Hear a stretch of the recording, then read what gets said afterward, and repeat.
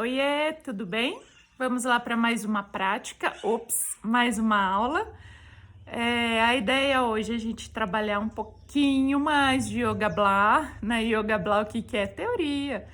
É uma aula mais teórica, sem prática, sem asanas, que isso também é yoga, né? Lembra que yoga são métodos, é uma forma de estudo, de você olhar para si mesmo, de uma forma de autoconhecimento. Então, a ideia da aula de hoje é trazer um pouquinho de um livro que eu li recente. Estava muito tempo lá na minha pilha da vergonha. Sabe qual que é essa pilha da vergonha? Aqueles livros que a gente vai comprando e vai deixando na cabeceira da cama? Então, resolvi tirar um de lá e li. Muito gostoso, um livro que me foi recomendado na minha formação lá em 2008, né? Então foi um livro que eu tava ali cozinhando até que ele brilhou os olhos para mim. Achei fantástico, justo nessa época, né, dessa travada na cacunda. Foi super simbólico essa travada na coluna para mim. Não, na verdade, não travou a coluna, né? É um músculo do glúteo que piriforme. E, nossa, tava arregaçado, arreganhado. Mas tudo bem, faz parte. O livro é esse daqui. O Corpo e Seus Símbolos, e aí Yves Leloup.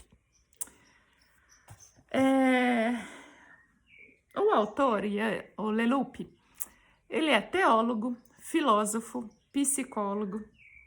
Então ele traz com bastante conhecimento um pouquinho sobre o nosso corpo. Não apenas o nosso corpo dentro dos asanas, mas o corpo como ele nos apresenta. Como quando chega um aluno aqui em casa, a gente bate o olho e já entendi onde está pegando essa pessoa. A maioria das pessoas a gente já faz uma leitura corporal, né? E aqui eu trouxe esse livro, ele traz um pouquinho mais de dicas, de ideias, para a gente ir conversando com o corpo nesse intuito de autoconhecimento. Nesse intuito de entender o que está passando, quais os sinais que o corpo está mandando para a minha consciência. Então, a gente tem algumas divisões no nosso corpo, umas divisões de consciência. Está extremamente atrelado, inclusive o último texto, últimas páginas desse livro, ele atrela com os chakras. Ele alinha com o conhecimento dos chakras, tem inclusive uma tabela sobre isso. Como eu já passei, eu conheci os chakras para vocês como forma de autoconhecimento, vou passar também um pouquinho que eu achei interessante, um resumo, vamos dizer assim, que eu achei interessante destacar desse livro para ajudar a gente nas nossas práticas. Lembrando que esse conhecimento que a gente adquire aqui nas práticas não é só para a gente ter dentro do tapetinho, né? É para levar na nossa rotina fora da prática de yoga. Né? Que a gente tem o yoga não como exercício físico, mas como uma filosofia de vida. Né? A gente usa das posturas, dos asanas, como uma forma de movimentar o corpo, de conhecer o corpo, para que a gente possa depois entrar em contato com esse estudo, né? Que o yoga é um estudo, é um meio, uma das formas desse contato, né? Uma das formas desse autoconhecimento. Então, eu destaquei algumas coisas no livro, mas eu queria mostrar, antes da gente começar, um resuminho do que eu vou falar. Ó, super alta tecnologia, esse desenho ninguém nunca vai ver igual. Né? Então, o que tá mostrando aqui nesse desenho? Ele tá dando brilho aqui na... Bom, nosso corpo lindo, maravilhoso, e os nossos pés. O que eles mostram, né? A nossa consciência com a nossa mãe, né? A consciência da matricial, consciência da mãe, o contato com a terra. E nisso inclui os rins e as orelhas, que são duplas, meios da gente ouvir a nossa mãe. A gente vai ver um pouquinho dos joelhos, que é a nossa consciência oral. A parte, toda a região sacral, que é a consciência anal. Então, até então, aqui a gente poderia resumir ao primeiro chakra. Não só isso, tá? Mas mais ou menos sim. Né? Nossa consciência familiar através do nosso ventre. Olha que desenho bonito da nossa barriga aqui. Ó, o desenho do nosso coração. A nossa consciência social. Quem sou eu, né? Qual é a minha verdade? Os nossos ombros, a nossa consciência autônoma. Olha que bonito os nossos ombros aqui. Esse desenho tá fantástico, né? Então, é um pouquinho desse resumo. Aí a nossa cabeça, esqueci. Nossa cabeça é o resumo do nosso corpo. Então, nesse destacar, olhar para o nosso corpo com essa consciência do todo, essa consciência de desenvolver, de conhecer, de destacar. Qual é? Onde que tá pegando? É claro que se eu sentir uma gripe, uma pedra no rim, eu tenho pedra no rim, eu tenho problema com a minha mãe. Não falei isso. Mas há problema quando a gente tem muito contato com os rins. Os rins são as águas mais profundas, aquelas águas que trazem a mensagem dos nossos antepassados. Então, às vezes não é a consciência da mãe, mas do lado feminino da família, né? Então a gente tem um pouquinho dessa, quando a gente perceber não apenas as doenças, mas o que destaca no nosso corpo, o que dá de dor, né? O que tem de desconforto. Eu tô chutando aqui a câmera. Né? Então, bom, ele trouxe aqui duas frases que eu achei fantásticas e eu vou levar para a vida e vou levar para algumas meditações, tá? Eu vou destacá-las aqui. Como a gente vem estudando um pouquinho do Vijaya Bhairava Tantra também, que é um tema, um texto que coloca, né, a gente em consciência com o corpo, em consciência. Prometo que eu vou parar de chutar a câmera. Né? Então, como o Vijaya Bhairava Tantra também são meditações que a gente entra em contato com essa consciência física, né? Com essa consciência do nosso corpo. E ele nos mostra aqui, através de algumas frases, destacando que essa consciência é também o nosso inconsciente trazendo algumas informações. Né? Às vezes o corpo quer falar, às vezes o corpo está falando, a consciência não quer aceitar, viu, Michele? Por isso que você travou. A consciência não quer aceitar, mas ele dá um jeitinho de desligar. Falar, você não quis parar quando eu te mandei sinais? Então agora eu desconecto, tiro você da tomada. Né? Então foi mais ou menos isso que aconteceu aqui e é mais ou menos isso que a gente vai entender. Antes que a gente saia da tomada, né, que a gente tire a gente da tomada, quais são esses recados, né? Essas mensagens que o corpo tá mandando, só que a gente não tá entendendo. Às vezes a gente não quer entender, né? Então, alguma dessas frases. O corpo é o inconsciente visível. Não sei se alguns de vocês lembram de uma aula que chegou uma pessoa aqui para fazer uma aula experimental. Aí eu só comentei, nossa, você deve estar toda acelerada, a pessoa toda acelerada, o celular ligado a aula inteira e não conseguia desconectar, porque eu preciso no meu filho, blá, blá, blá. E toda assim, a aula ficou toda elétrica. Acho que tinha umas 5 pessoas aqui fazendo aula naquele dia. E ela toda elétrica. Aí eu fiz algum comentário, falei, desconecta ou, não sei, você tá aparentando tal coisa. Você é uma bruxa. Como você entende assim do meu corpo? Como você entende assim de mim?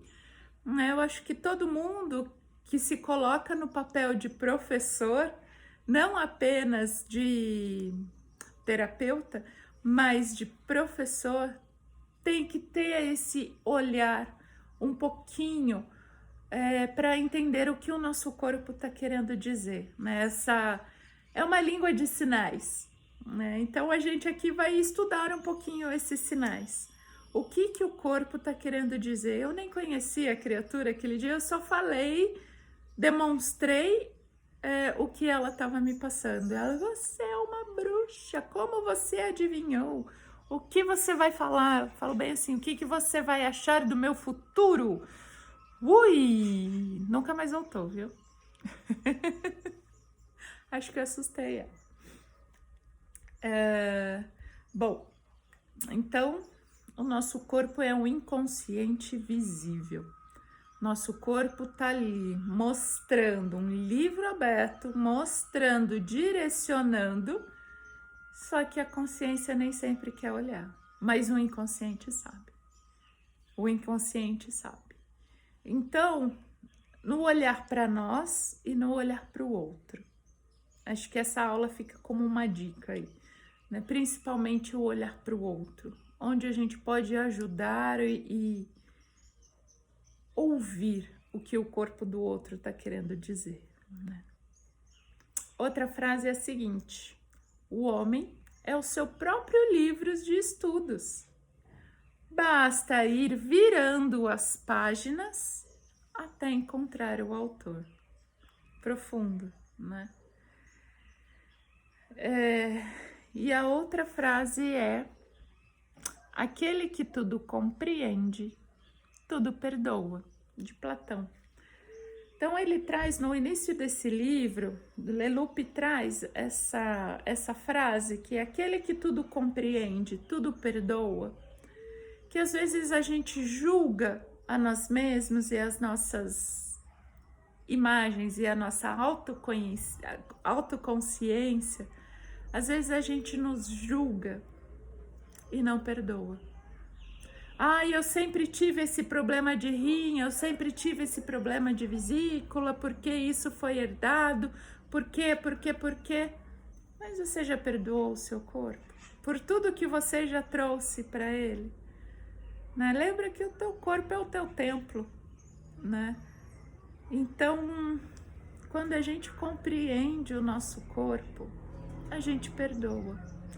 E não é só um perdoar o corpo, tá bom, te perdoo, mas eu fico com raiva do meu corpo e eu quero esconder o meu corpo, né? Ou alguém que faz mal pra gente e tá bom, te perdoo, só que eu fico remoendo aquilo ali e eu nunca mais falo com aquela pessoa. Deleto aquela pessoa das minhas redes sociais. Não falo mais porque aquela pessoa... Tô perdoando o quê? Quem que é o sujeito do perdão? É a pessoa ou o que ela comentou e o que simbolizou aquilo para mim? A minha consciência dentro daquele ato, daquela palavra. A gente vai voltar nesse assunto um pouquinho mais para frente, quando a gente vai chegar lá nos ombros, né? Ombros, garganta. Mas a intenção daqui é da gente respeitar um pouquinho mais o nosso corpo.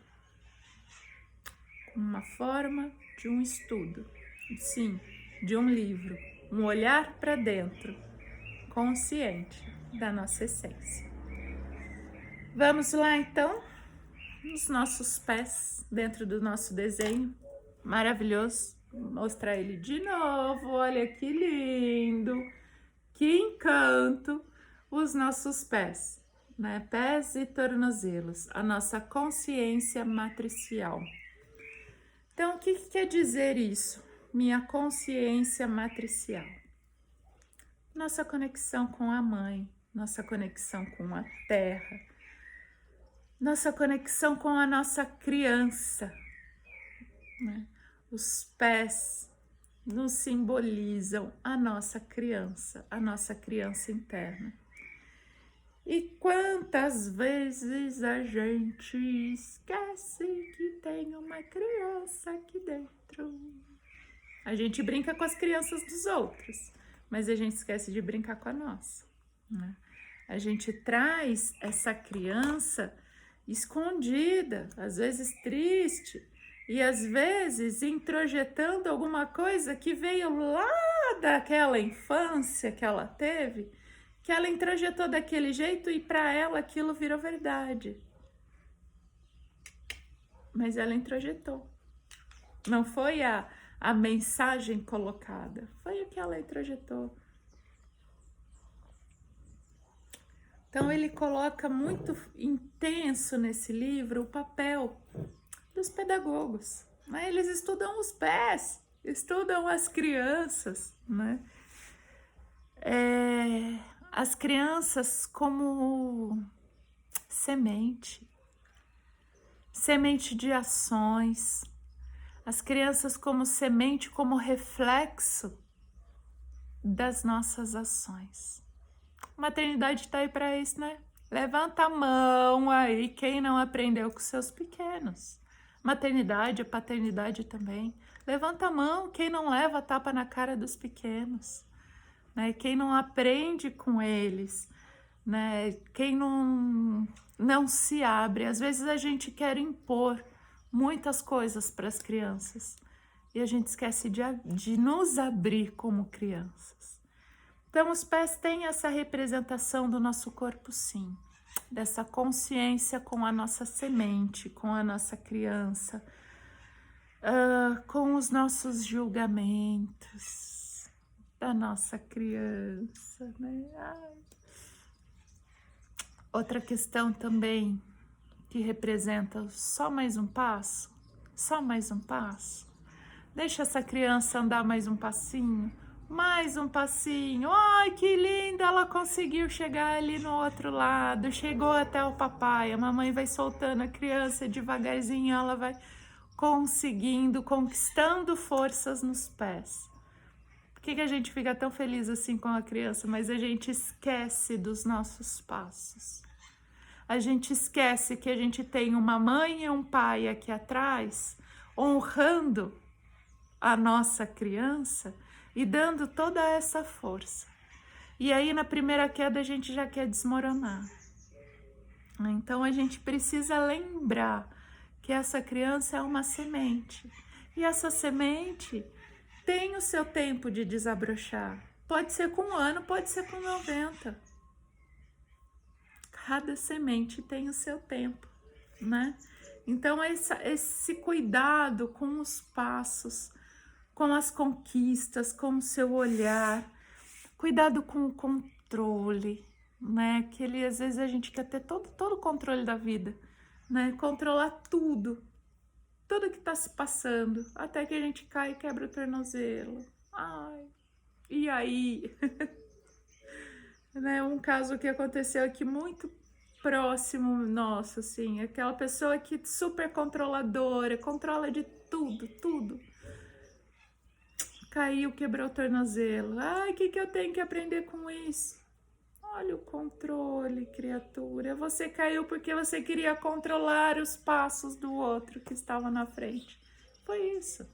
Caiu porque ela estava tentando segurar o João para não deixar o João cair. Então, o controle é tão grande, o pé, o tornozelo, está mostrando tão fortemente esse controle. E às vezes, o que a gente controla? Nada. Vem aí uma pandemia mostrar para isso. Vem aí uma diarreia para mostrar isso. A gente não tem controle de nada, tem que sair correndo a qualquer momento, ué. Então não dá para querer ter o controle de tudo. Viu, Michele? Por isso que você travou, querendo controlar tudo. Viu, Michele? Questão das nossas asas também, né? Aquele muito conhecido, aquele termo calcanhar de Aquiles, né? Mas a gente esquece que Aquiles também tinha asinhas no pé, né? Aquele calcanhar que pegava mas aquele calcanhar que também permitia ao voo. Então, os pés também simbolizam isso, perder o controle para que eu possa voar o meu sonho sem julgamento, sem aquela representação, sem aquilo que eu introjetei, né, lá na minha infância. Então, o olhar para os pés, para os tornozelos, né, o tornozelo, já sempre falo aqui na aula, zelar pelo que está ao entorno. Zelar é uma coisa, o controlar é outra, né? O cuidar, o olhar, mas com um pouquinho mais de falta de controle, para que a gente possa voar. Sim, através dos nossos pés, um passinho de cada vez, confiando que os nossos pais estão lá atrás para não nos deixar cair. Estejam os pais, sim, fisicamente atrás na nossa retaguarda ou energeticamente, né? Honrando a presença deles. Isso já é uma super ajuda, né? Constelação familiar trabalha extremamente isso, né? O honrar o pai e mãe e sustentar, o olhar aquele ser como uma criança indefesa, né? Esses dias eu até vi um exercício de constelação que era, olha para aquela criatura que você não gosta e veja ele como uma criança indefesa, né? Pedindo auxílio para o pai e a mãe. Foi difícil, mas foi muito bacana olhar para isso. Né? Entender aquela criança, entender o que está ali dentro, essa falta de apoio do pai e da mãe ali. De novo, não é a representação da figura pai e figura mãe, mas se eles estão aí, ótimo, se eles não estão, passaram, viraram estrelinhas, ótimo, mas é a representação deles aqui atrás, te sustentando, te trazendo força para que você dê os seus próximos passos, os mesmos de quando você saiu do engatinhar e aprendeu a andar, e contando com eles ali do seu lado. Isso que é a consciência matricial, a consciência dos nossos pés. E às vezes essa consciência matricial também é a nossa natureza. A gente já parou, você já parou e observou o fluxo da terra, plantou o seu vasinho, viu a sementinha do tomate nascer, né, a sementinha ali do rabanete, né, viu esse tempo, esse fluxo, o que a terra, a natureza está querendo te mostrar, né, acompanhou um passarinho nos seus primeiros voos, né, bem essa intenção da nossa criança, da nossa natureza e do aprender a mais um passo e aprender a voar em direção aos nossos sonhos. Chega de pé, falei demais, só quanto tempo falando só de pé. Vamos lá então. Antes de passar para o pé, uma consciência muito bacana que me trouxe dentro desse livro, está muito ligada com o yoga também. A consciência do eu como um indivíduo. Eu e o outro como dois indivíduos perfeitos. Duas almas perfeitas. Dois sopros divinos, né? Dois sopros de vida. Dois templos. Então, eu sou um templo e o outro com quem me relaciono também é um templo. Seja o outro quem for. Filho, marido, pai, mãe, briga, vizinho, X. Eu sou um indivíduo, um templo, um indivíduo perfeito, um ser divino, um sopro de vida, o outro sopro de vida. Tá? A partir do momento que eu, indivíduo, me uno com o outro,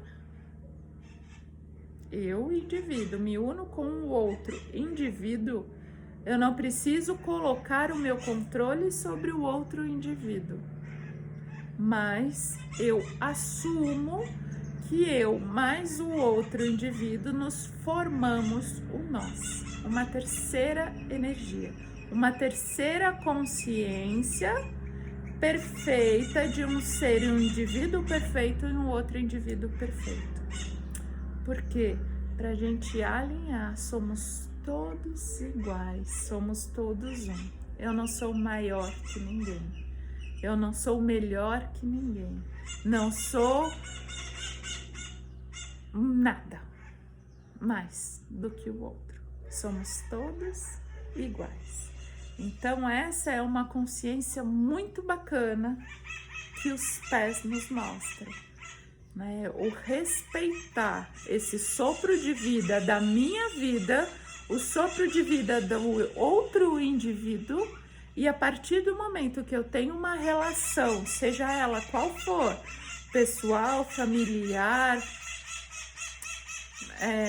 de trabalho, a partir do momento que eu tenho uma outra união com essa pessoa, nós nos transformamos num terceiro indivíduo, respeitando aquela luz, aquele sopro, aquele ser perfeito, respeitando ao meu ser perfeito e respeitando esse conjunto que nós formamos, né? Que é uma unidade diferenciada, né? Uma unidade especial. Meu eu, o seu eu e a nossa consciência, o nosso eu, o nosso nós. E quando a gente leva isso para as nossas relações pessoais, fica muito intenso, seja ela de novo qual for. Aquele chefe chato que fica pegando no pé e olhar para ele sim como um ser divino. Olhar sim para aquele político mala que você não gosta, como um ser divino, tá? Formando assim uma nova consciência. Chega de pé. Joelhos, né? Joelhos é a nossa consciência oral. Nossa consciência como seres amados, né? Primeiro a gente precisa se sentir amado para ter confiança para ficar em pé. Mas os joelhos têm a questão da confiança. Tem uma das traduções, se não me engano, do hebreu, que ele trouxe aqui num livro, eu não vou lembrar agora e depois eu faço uma consulta em quem interessar. Tem uma etimologia aí, a origem da palavra joelho, muito relacionado com filho. Então, é a consciência do filho, né? O pegar o filho e sentar o filho no seu colo. Se colocar o joelho do filho em contato com o seu colo, em contato com o seu coração. Essa que é a consciência oral. E às vezes a gente não teve essa consciência de poder confiar. E até sentar e estar ali acolhido no colo de alguém, né? Seja quem for, às vezes essa confiança se fez perdida. Veja aí os casos que têm acontecido com as crianças que, né, são abusadas sexualmente, de diversas formas, de pessoas de confiança de dentro de casa, né? Como que a gente vai poder colocar uma honra e se sentir amado nessa criança, nessa pessoa, né? Então o joelho, ele tem essa representação sim, de olhar de confiança ao outro, uma representação onde eu confio, eu posso me abrir, onde eu confio o meu filho, onde eu confio a minha criança, naquela intuição maior, naquela unidade diferenciada, né? E a gente consegue separar um pouquinho O joelho, ele também nos coloca a relação um pouquinho de força e de poder, né? Porque quando a gente se ajoelha no chão, por exemplo, né? A gente se ajoelha para quê? Para ganhar, agradecer, para poder crescer, né? A religião católica é uma das principais que usa o ajoelhar no chão, né, como uma forma de agradecer, enquanto outras religiões orientais elas usam a testa no chão, né? Então a representação dos joelhos tem ali um pouquinho do agradecer, mas tem também um pouquinho do ego, do confiar, né? O quanto a gente nos coloca, perde a nossa confiança para poder agradecer, né? A separação do joio e do trigo também está relacionado com o nosso joelho. Quando a gente quer ir para uma direção, o pé está indo numa direção, mas eu não sinto confiança, mas eu sou teimosa pra caramba e quero ir, o que acontece? Caio de joelho, né? Então, são situações que a gente para, observa. Seu coração tá ali, ou você tá indo por um ego qualquer, né? Por uma intenção diversa do que o seu coração. Então, os joelhos, eles mostram essa questão da relação de força e de poder e a confiança que a gente coloca no outro. Por isso, novamente, essa questão da fase oral, né? O sentir acolhido, sentir sentando no colo, próximo do coração, eu, uma criança, próximo do coração de alguém que me passa essa sensação de força e proteção, tá? E com essa consciência de agradecer para que eu possa crescer. E não, não posso abaixar a cabeça para isso. Por isso que eu não me dobro. Eu só coloco o máximo o joelho no chão, mas eu não me dobro, né? Então o joelho mostra um pouquinho também essa relação do ego. Pouquinho, vai começar a olhar para o ego, tá? Falei muito do pé e pouco do joelho, né? Tem coisas interessantes pela frente. Próximo resumo, né? Próximo item do nosso corpo, dentro da nossa consciência, tá ali a região sexual, região sacral, com a consciência anal. Aí a gente vai fazer muito paralelo com o Muladhara, com a nossa relação das nossas necessidades básicas. Embora a gente já dividiu um pouquinho essas necessidades, né? Questão da confiança e do crescimento, né? São itens ali do Muladhara, são tópicos que a gente estuda no primeiro chakra, no chakra básico. E aqui ele está usando a região sacral ainda um pouquinho com a consciência anal. O que isso quer dizer? O sacro, sagrado. Quais são as minhas memórias sagradas? Porque quando criança, eu podia brincar com terra, algumas vezes, não era sempre, mas podia brincar com areia. Terra nem sempre, porque suja, mas eu não podia brincar com cocô. Por quê? O que gerou na nossa cabecinha de criança? Um pequeno conflito. Por que a gente tem a questão que o nosso cocô é sujo? Se saiu de dentro da gente. Porque aquilo é sujo. Deveria ser sagrado. Porque o cocô da minhoca a gente usa no vasinho para dar proteína, o cocô da vaca, cocô de galinha. Por que eles são sagrados e o nosso não? Então isso acaba trazendo um pouquinho de dúvidas, de como poderia dizer, o que está certo, o que está errado, né? Então, olhando lá para trás, lá de novo no nosso eu criança, o que está certo, o que está errado? Dentro da minha consciência, se é algo meu, tão presente, o meu totô, por que ele não é benquisto? Por mim. Por que é tão disgusting? Muda tanto quando a gente fala do cocô dos animais e a gente não se considera animal, né? E o cocô do outro, né?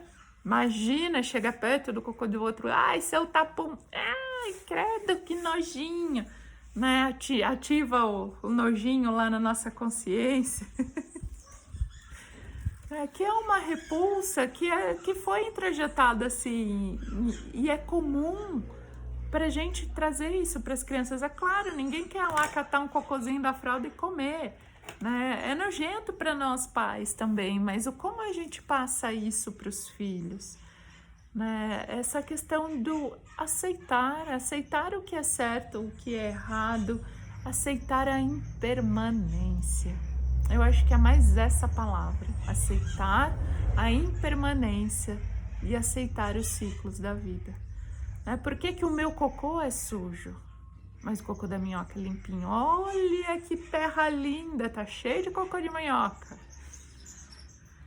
Né? Então isso traz um pouquinho dessa questão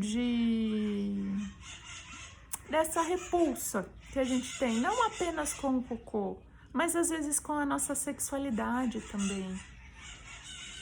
Por que a questão do prazer, não posso sentir prazer é um pecado. O que tá de errado? Se é algo tão seu, não tem que ter nada errado, né? Então essa impermanência, sim, o olhar para o nosso ciclo como um algo sagrado. Não apenas o nosso ciclo menstrual, mas o nosso cocô, o nosso xixi, como algo sagrado dentro de nós. E, tchau, cocô, você tá indo embora, obrigada por você sair de mim. Mas é esse novo olhar. Um novo olhar. Então, se a gente lembrar ali na nossa criança, ou com as nossas crianças hoje, por que eu não vou deixar ela brincar com cocô? Claro, né? Vou pegar um cocôzinho ali, encher no baldinho, olha, fiz um bolinho pra você. Qual que é a diferença? A criança não sabe, é a gente que introjeta isso nele. E aí, como que isso vai sendo desenvolvido lá na frente da nossa vida? Tudo que eu crio pra mim é nojento. O sangue menstrual, que nojo. Quanto tempo eu levei para achar aquilo lindo e não um nojo? Poxa, ali é um princípio de vida. Tá ali. A vida nasceu ali. E por que eu tenho que ter nojo? Porque é sujo. Não é sujo. Ali é perfeito. É o ciclo da vida mostrando a sua impermanência, mostrando que a gente não tem controle de nada, né? Aí vem a diarreia de novo. Mostrar que a gente não tem controle mesmo. Então essa memória que a gente tem com a sujeira, memória que a gente tem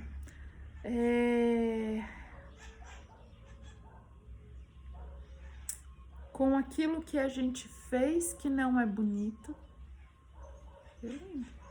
Admiro o seu cocô, ele vai mostrar muito a sua saúde.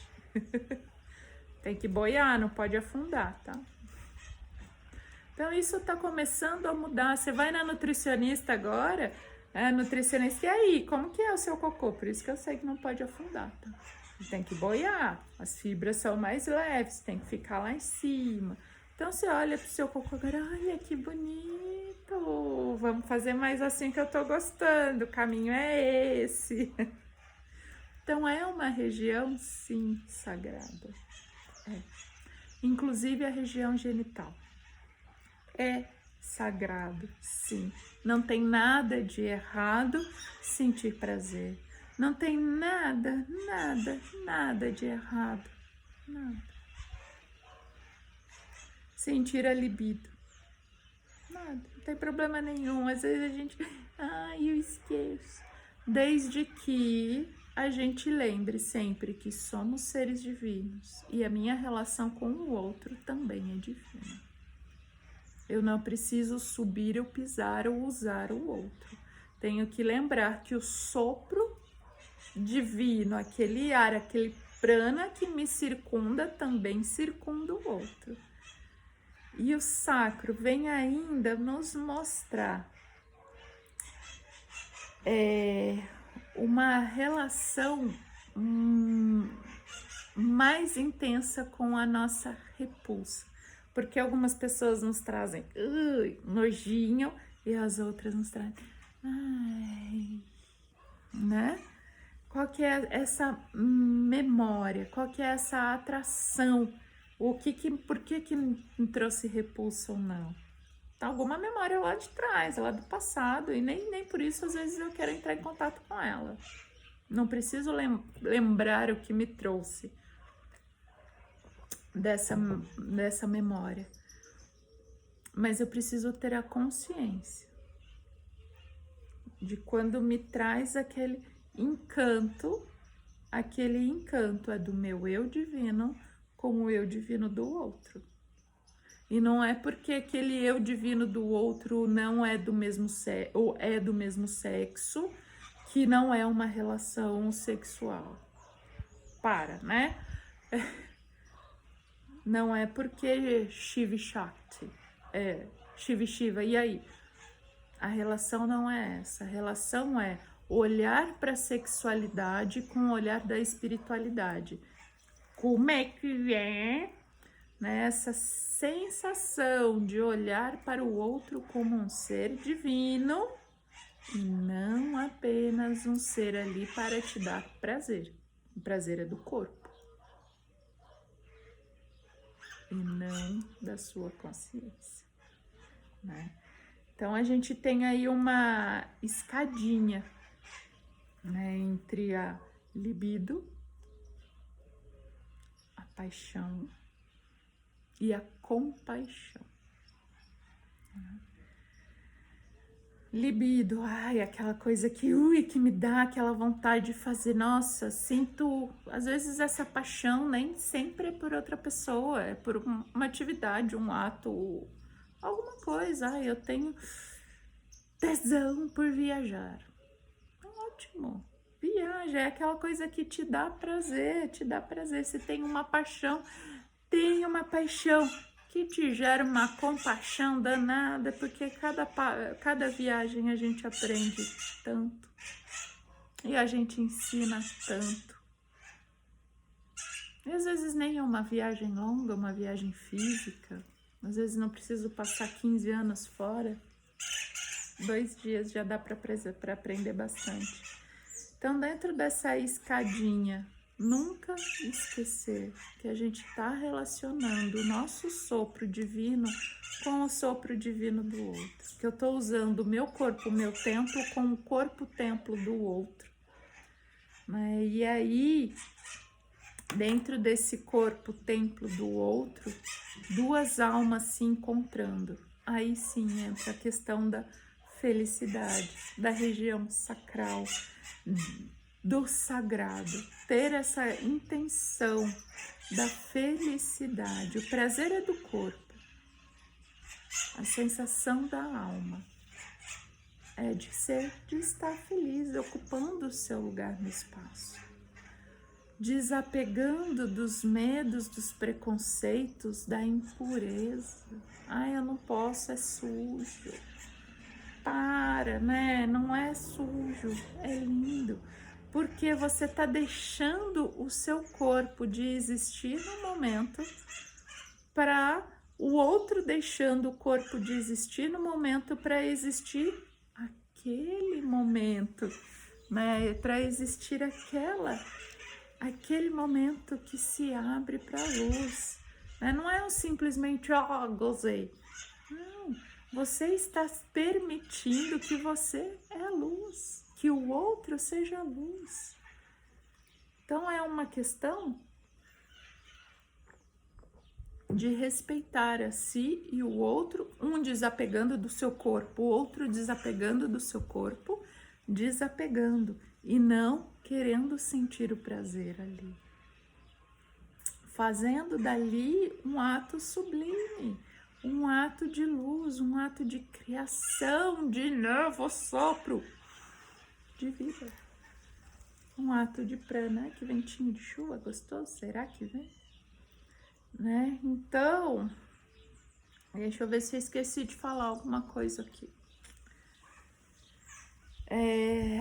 Essa relação que a gente tem com a região sexual, que é extremamente bloqueada, porque nos foi falado que é sujo, xixi, cocô, menstruação, blá blá blá, é sujo, dá nojinho. Gente, nojinho de você mesmo sendo um ser divino. Talvez seja sujo para o seu corpo, porque é ali um ego querendo encontrar com alguma coisa. Mas não, a gente está falando de templo. Corpo, templo, divindade, sopro divino. Não existe outro igual a você no mundo. Então, tudo que está relacionado com região sexual, com região sacral, tem essa relação do nosso nojinho, de como a gente introjetou o que é certo, o que é errado. Da gente não perdoar um pouquinho o que é certo, o que é errado. Tá? Tudo bem? Falei bastante? Esqueci de um detalhe aqui, ó, na minha colinha. Tô vendo aqui, na minha colinha. A gente, todo mundo, para crescer, temos a necessidade da nutrição do outro.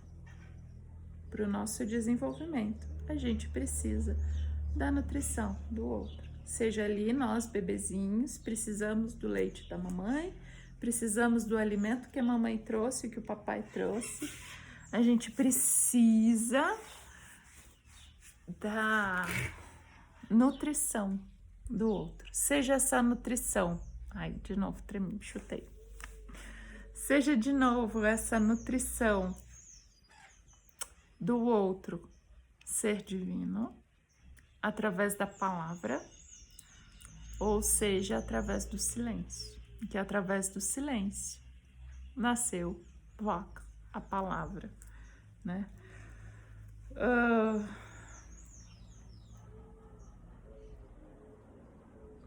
Deixa eu ver como abordar esse tema.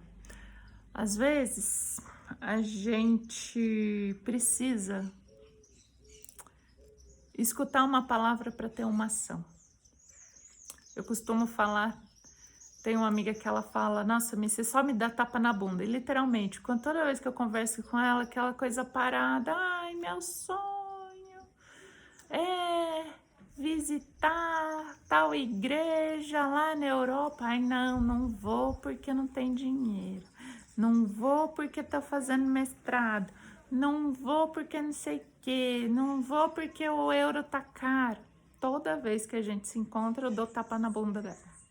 Toda vez. Criatura, vai. Criatura, é o seu sonho. A criatura é arquiteta. Ama bloquinhos. Ama tijolinhos antigos. É aquela que vê uma parede de ferrovia, de estação de trem, e fica ali passando a mão, olhando com carinho naqueles tijolinhos. E é uma criatura que começou a trabalhar na área de esquadria de alumínio. Criatura, seu olho brilha quando você vê tijolinho antigo. O que você está fazendo numa empresa de esquadria de alumínio? Então, toda vez que a gente se encontra, eu dou uns tapas na bunda dela, tipo, vai pra frente, criatura, olha o seu sonho, olha aquilo que você quer, olha com paixão por isso. Diz ela que finalmente essa quarentena mostrou essa necessidade de nutrição através dos bloquinhos. Que vai voltar para o mestrado, que abandonou o trabalho, que está fazendo alguns projetos nessa área de restauro e blá, blá, blá. Mas precisa de um tapa na bunda, precisou de um tapa na bunda porque precisa ali da palavra, precisa escutar o que o corpo dela mesma não está querendo dizer. E às vezes não é só a palavra do outro. Às vezes o próprio silêncio do outro. Tipo, de novo, mesmo problema? Às vezes dentro do nosso próprio silêncio, a gente lembra que a gente está transmitindo a palavra.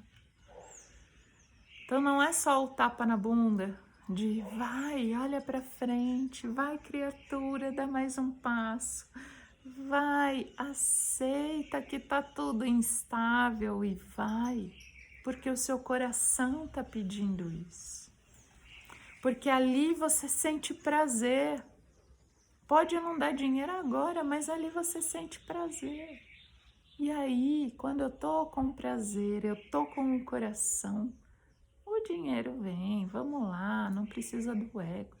Bom, tem todas as várias questões aí. Mas e a paixão pela vida? E a paixão por se realizar? Então, às vezes, não é só a palavra que precisa ser dita, não é só esse tapa na bunda, né? Que pra gente dar esse passo além. É a gente encontrar a nossa paixão. Encontrar onde o nosso coração flui, perceber a nossa consciência através do nosso corpo, mas a perceber a nossa consciência através das nossas emoções. São tão ricas as nossas emoções, falam tanto de nós, tanto. E às vezes a gente bloqueia, porque isso é errado, porque isso é pecado, porque não posso sentir prazer. Pode, deve. O prazer é do corpo, o prazer é da alma. Mas quando o prazer está na alma, muda de nome, vira felicidade. Mas quando essa felicidade cresce ainda mais, uma bem-aventurança. O que é isso? É o olhar a vida através de um arco-íris, onde cada um vai descrever o arco-íris de uma cor diferente. A cor de cada um que vai definir vai ser um pouquinho diferente do outro. Isso é a bem-aventurança. É estar se sentindo seguro, feliz, consciente, expondo o seu coração. Onde está ali o seu tesão pela vida. Não precisa ser o tesão pelo outro, o seu tesão pela vida. Então, olha o quanto essa região anal, a região sacral, nos mostra, né? O quanto ela nos bloqueia por ter aquele primeiro conceito de nojinho, repulsa, eca. E quanto ela nos mostra. E aí vem muito do ensinamento do Tantra. Não Tantra como relação sexual novamente, como ele é muito conhecido, né? O Tantra Yoga não é só essa relação sexual, mas é aquela relação comigo mesma.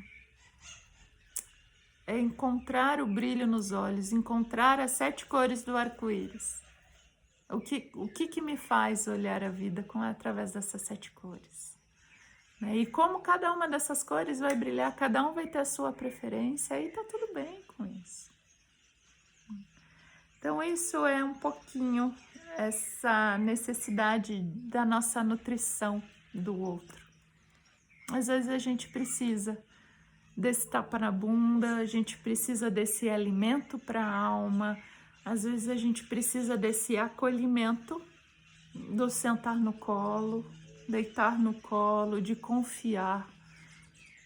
E às vezes a gente perdeu isso, seja na nossa infância, seja agora, com a nossa criança. Às vezes a gente perdeu.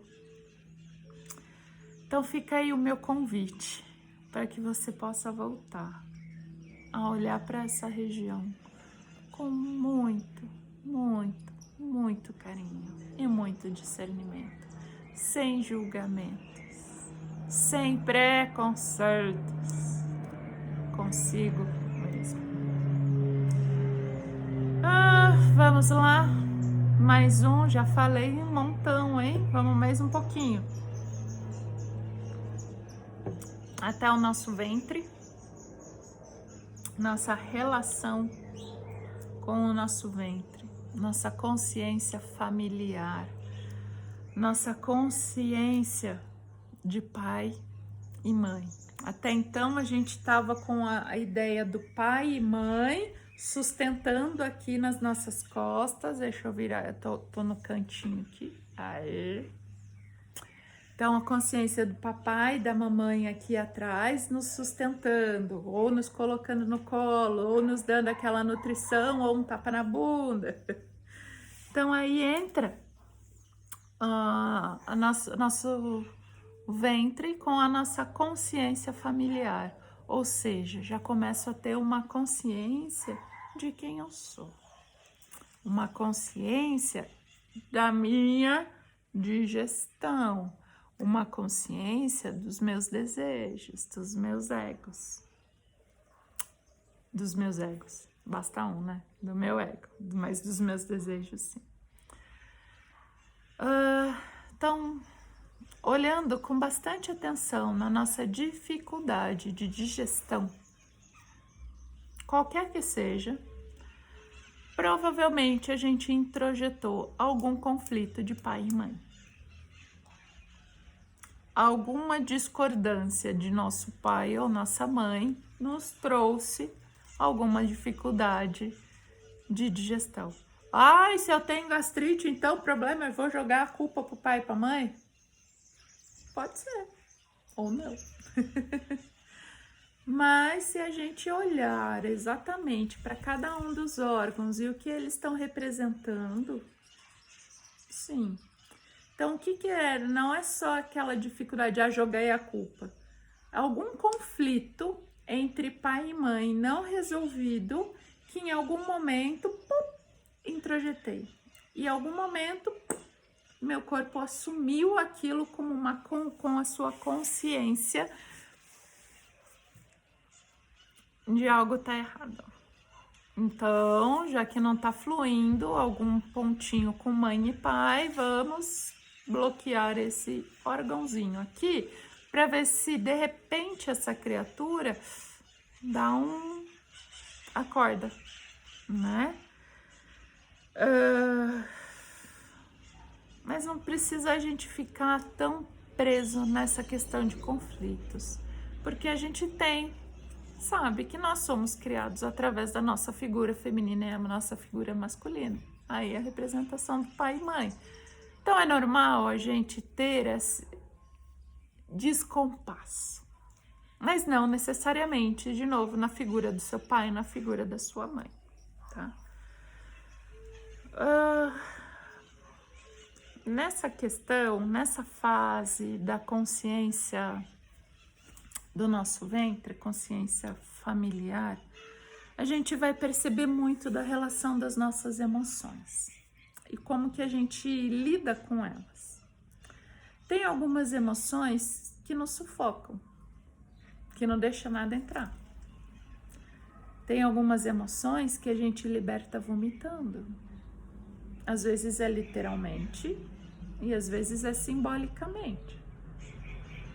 Tem algumas emoções que nos trava por tão completo que não entra, não passa nem uma agulhinha. Então a gente tem essa questão de lidar com as emoções. As emoções são ótimas ferramentas para a gente entender a nós mesmos. Não é, ai, não posso sentir as emoções, né? Ai, não posso sentir cheiro, não posso sentir isso, não posso. Quem falou que não pode? Quando a gente não posso sentir raiva, eu tenho que ser a boazinha. Não posso sentir medo, tenho que ser confiante. Não posso sentir nojinho, tenho que aceitar tudo. Se o nojinho bateu, olha para o nojinho, chama o nojinho para conversar. Se a raiva bateu, deixa ela estourar, deixa ela explodir. Chama ela para conversar, seja no meio da explosão, seja depois. Se o medo, se a insegurança bateu, chama para essa conversa. Vem aqui, ei, vamos, bate no peito e te convido para um café, criatura, vamos lá? Então, o que tá pegando aí nessas emoções? Não é o ideal a gente fazer de conta que eu não tô sentindo aquela raiva, né? Não é normal a gente ver ali um bioma todo sendo queimado. Tô vendo as imagens ali do Pantanal sendo queimado e não sentir raiva. Ah, então eu não vou assistir para não ver. Lida com essa raiva. O que tá sendo queimado ali? O que tá te queimando por dentro? Literalmente, ver aquelas imagens às vezes nos queima por dentro. Mas que sensações são essas? O que na verdade tá te queimando? É indiferença? A falta de ação? O fazer na surdina? O que dali daquela situação tá te queimando? E aí tá te queimando tanto que a tua gastrite vai comer mesmo. E vai sair comendo estômago, esôfago e tudo. Então a gente precisa liberar, perceber essas emoções e chamar para elas para um café, chamar para conversar e deixar aquela raiva vir, deixar aquela sensação vir, para a gente entender essas emoções. Elas são riquíssimas para mostrar a nossa criança, mostrar a nossa consciência, mostrar o nosso livro. São riquíssimas para mostrar. A questão é que quando eu chamo minha raiva para conversar, quando eu chamo o meu medo para conversar, quando eu chamo o meu nojinho, minha tristeza para essa conversa, eu começo a compreender ela. Eu começo a entender o que essa raiva faz e o que ela causa aqui dentro. Então, quando eu estou sentindo aquela raiva, eu vou perceber, eu vou começar a entender que ela está chegando, e aí às vezes um contar até 10, um não olhar para aquilo, tomar um golinho de água, algumas ações que eu possa fazer, não que eu possa postergar essa raiva vir, mas eu sei que ela tá ali, tá batendo na porta, ela tá ali se mostrando, eu tô compreendendo ela, eu tô olhando para ela, mas ela simplesmente não precisa mais gritar, porque ela tem uma compreensão, ela sabe que ali existe uma pessoa com raiva. E por estar com raiva, essa pessoa que está sentindo a raiva não vai sair xingando e chutando a todo mundo. Porque ela está sentindo raiva por algum motivo, ou porque está sentindo medo por algum motivo. Mas essa pessoa que está sentindo a raiva, não é? Eu vou perceber que eu estou vivenciando essa raiva e eu vou perceber, trazer a minha consciência, não apenas para o corpo, mas para as minhas atitudes, para as minhas palavras. É claro que a gente não consegue fazer isso do dia para a noite, né? Quanto tempo a gente levou para introjetar que sentir raiva é isso? Quanto tempo a gente descobriu o que é raiva? Quanto tempo o nosso corpo estava falando, as emoções estavam falando por si, e a gente nunca tinha percebido e estava olhando para o outro, não com os olhos do sopro divino, não com os olhos do templo do outro, não com os olhos do nosso templo. Porque às vezes a gente com raiva a gente se machuca também, né? Então, as emoções são riquíssimas para a gente observar. O budismo traz muito isso, né? Monja Coen, ela sempre trabalha, sempre traz esse tema, que assim, não tem nada de errado com a gente sentir essas emoções mais baixas. Não tem problema nenhum. O problema é sair maltratando, machucando a mim mesma e ao outro. Mas chama para uma conversa essas emoções. Olha, com carinho mesmo. Chama para um café. Não é fácil, é muito tempo de terapia, muito tempo de compreensão, muito tempo de acolhimento. A gente é capaz de acolher e perdoar o nosso filho num ataque de raiva. Mas e aqui? Se você foi lá e brigou com o seu filho, ou brigou com alguém num ataque de raiva, num ataque de medo, num ataque de insegurança. É fácil a gente perdoar e pedir desculpa para o outro, mas e o pedir desculpa para nós mesmos? Como que é isso aí? Tá? Vamos lá um pouquinho, então, entrando órgão por órgão e a representação dele, só para a gente ter um norte, um guia, tá? De como olhar. O intestino, né, parece um labirinto. E quando a gente se vê muito perdido, ai, que caminho eu vou tomar, indeciso, não sei que passo que eu vou tomar, né? O que acontece? A gente se prende, a gente se constipa, porque eu não sei que passo tomar. Esse labirinto é tão longo, eu não sei por onde ir. Esse misto de emoções são tão intensas que eu não sei por onde ir, que eu me perco dentro desse labirinto e que eu acabo ou segurando o intestino ou liberando o intestino. Então, quando a gente se vê muito atrelado nessas memórias e a gente não quer se libertar dessas memórias, quando a gente se vê muito presente nos nossos conflitos e não consegue achar o fim do túnel, né? E aí, o que eu faço? Tomo um laxante que passa? Pode ser, mas e se a gente começar a desenrolar linha por linha para tentar entender todo esse labirinto? Se a gente tentar colocar um pouquinho não de ordem, não de organização, mas de consciência. O que está te trazendo tanto conflito? Tá?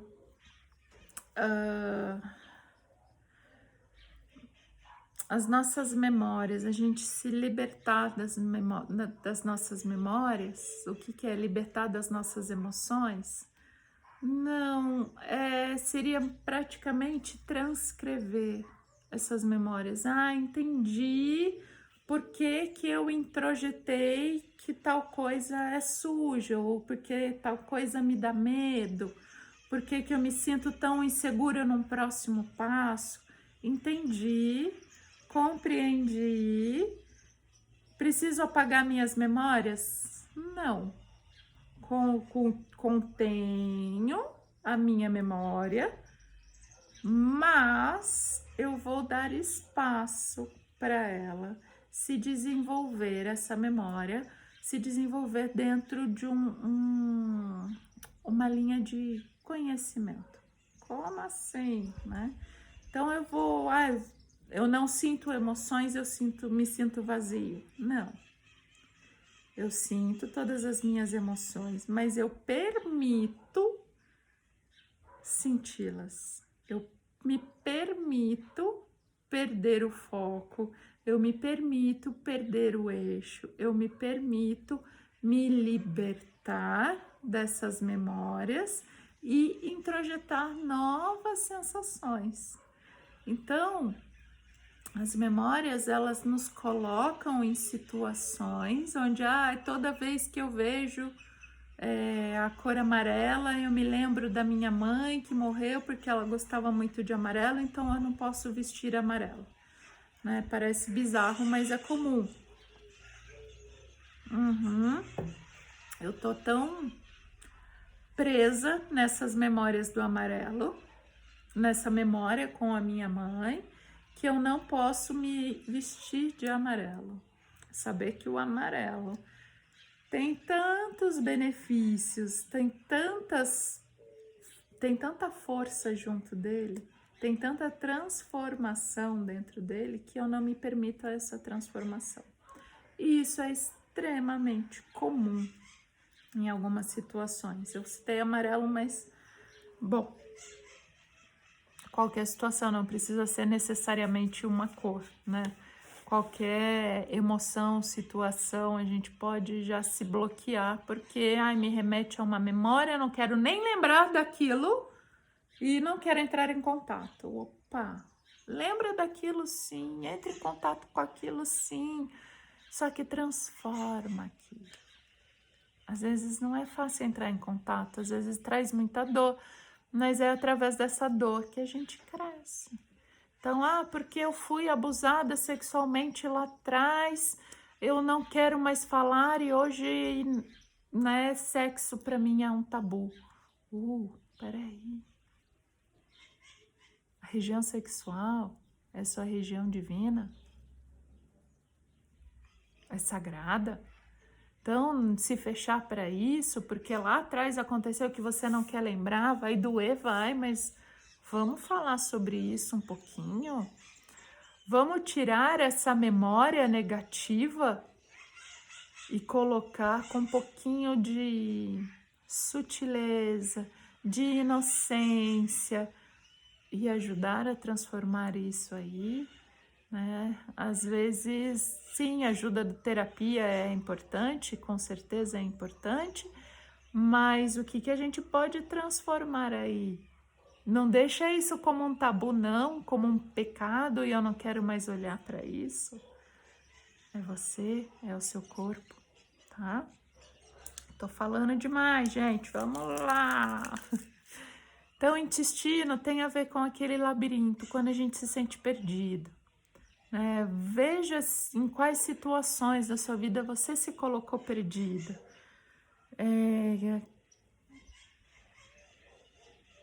Das suas memórias, principalmente daquelas memórias que a gente foi introjetando, eu dolorida não quero lidar com isso.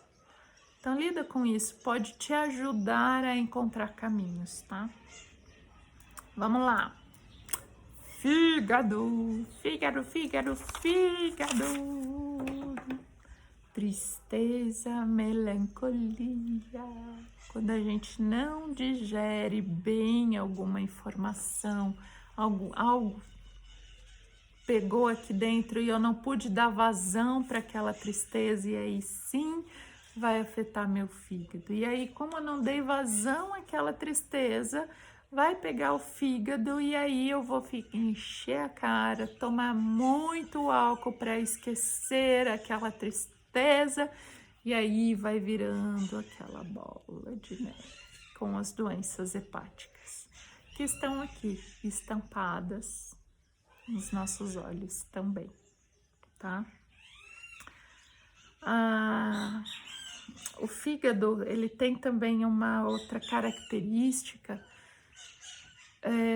que é aquela necessidade que a gente tem de uma palavra, de uma luz, de um tapa na bunda, no exemplo que eu dei, né? Naquela necessidade que a gente tem desse momento de não dar vazão a essa tristeza e não encontrar aquela palavra, aquela orientação, não encontrar aquela filosofia de vida.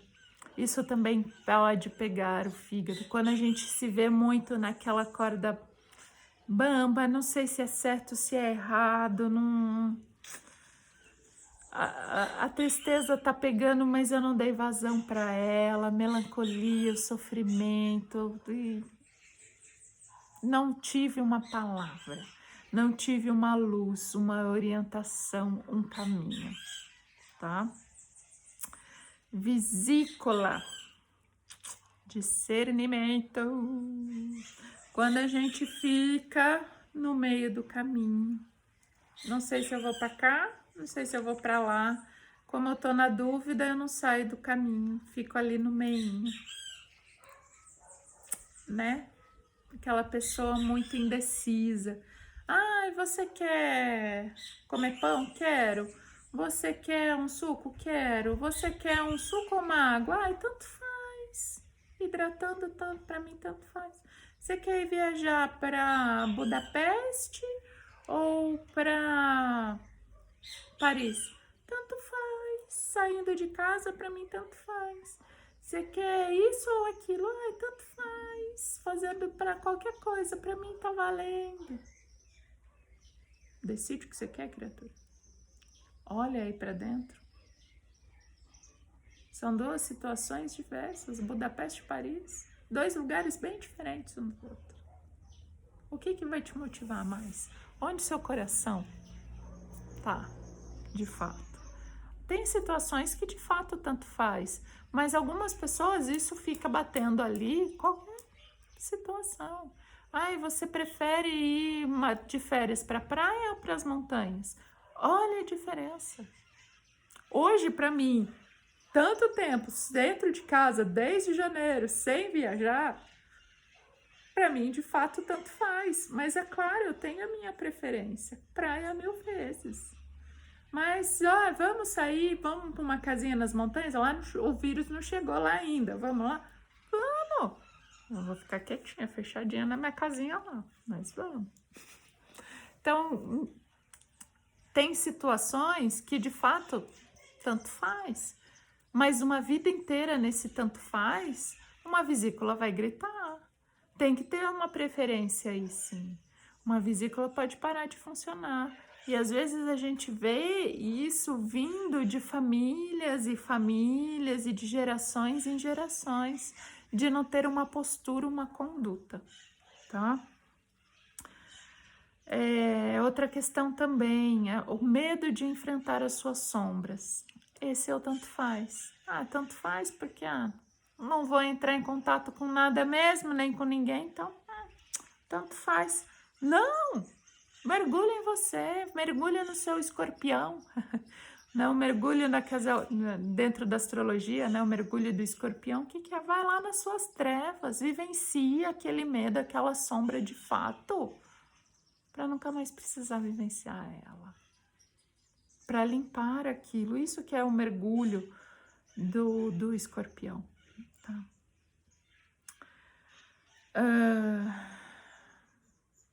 Ele trouxe, né, Leloup trouxe uma frase aqui que eu achei encantadora. A espiritualidade pode cegar se não olhar para os problemas terrenos e as dificuldades concretas. Então, quando a gente fica nesse tanto faz, porque sou aquele ser totalmente espiritualizado, e para mim, tanto faz, não tomei uma posição, porque a espiritualidade vai lidar com isso? Ei, criatura, acorda, lida com esse problema, né? Entrando um pouquinho nas questões religiosas, né? Versus ciência, algumas religiões que negam ciência, que não pode, a pessoa tá lá precisando receber uma bolsa de sangue que foi atropelada e tal, e não, ela é de tal religião, ela não pode receber sangue do outro porque tá lá no livro que tá escrito assim, que não pode. Oi? Que espiritualidade é essa? Que você está tendo chance da vida e essa chance está sendo negada porque você está confiando em Deus. Deus está ali trabalhando através do médico que ressuscitou essa pessoa. Através da ciência que está ali ensinando que pode sim ter uma bolsa de sangue para essa outra. Mas... então, só dando o exemplo um pouquinho dessa questão religiosa, que mostra que sim, a espiritualidade pode cegar. Às vezes a gente confia tanto na espiritualidade, ela tá ali jogando sinais na sua cara e você não quer olhar, né? Então ela pode cegar sim, né? Se tornar aquela pessoa espiritualmente conecta, mas pessoalmente cega, né? Com aquelas dificuldades assim, poxa, olha um pouquinho mais para si e não apenas na espiritualidade. Lembra que nós somos um conjunto, corpo, mente e alma. Então a espiritualidade está ali atrelada sim na nossa alma, no nosso espírito, na nossa mente, ela faz parte da nossa divindade. Ela está atrelada, não é apenas ela, tá? Para fechar um pouquinho essa questão da nossa consciência sexual, da nossa consciência do nosso ventre, né? Da nossa consciência familiar. Então, falei fígado, intestino, vesícula, estômago, né? A gente às vezes precisa de um alimento afetivo, quem nunca, né? O rancor acaba entulhando aquele alimento afetivo ali dentro da gente. E aí a gente entra naquela questão do perdoar, né? A questão do não digerir direito algumas situações, alguns medos, perdoar a nós mesmos e perdoar a situação e não apenas a pessoa, né? Ou ainda perdoar a pessoa lembrando que a situação não foi favorável e pronto. Não preciso introjetar, não preciso guardar aqueles rancores, guardar aquelas raivas. Pra que engolir sapo? Né, Michele?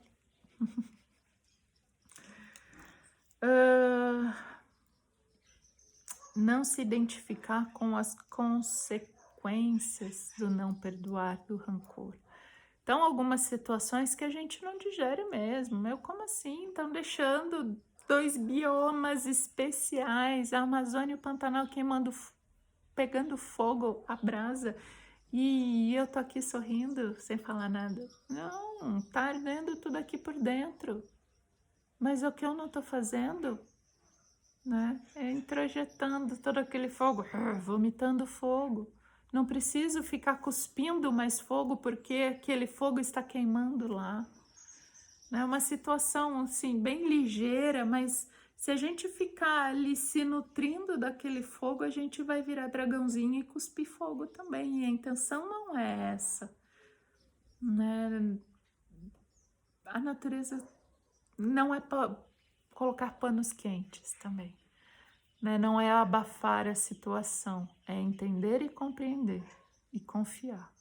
Confiar na gente e na nossa espiritualidade, sem deixá-la nos cegar. E trazer os problemas, sim, à tona. A responsabilidade de trazer à tona. Não deixar o assunto morrer, mas não deixar aquele assunto me matar. Tá? Essa é a diferença. Falei demais aqui, 1h24. Chega por agora. Continuo para a próxima aula. Eu ainda vou falar da nossa consciência social, nossa região, né, do tórax, toda a nossa região respiratória e cardíaca. Vou falar também da responsabilidade dos nossos ombros, a nossa consciência autônoma, como que a gente se apresenta. E aí eu vou fazer um resuminho da nossa cabeça, tá bom? Um livrinho aí que vai render 2 aulinhas. Mas não vou me esticar muito além, porque já tá cansativo para mim, para ti. Vou lá fazer um xixizinho. E você também, a gente continua, beleza? Namastê. Ficando em paz e na luz. Namastê.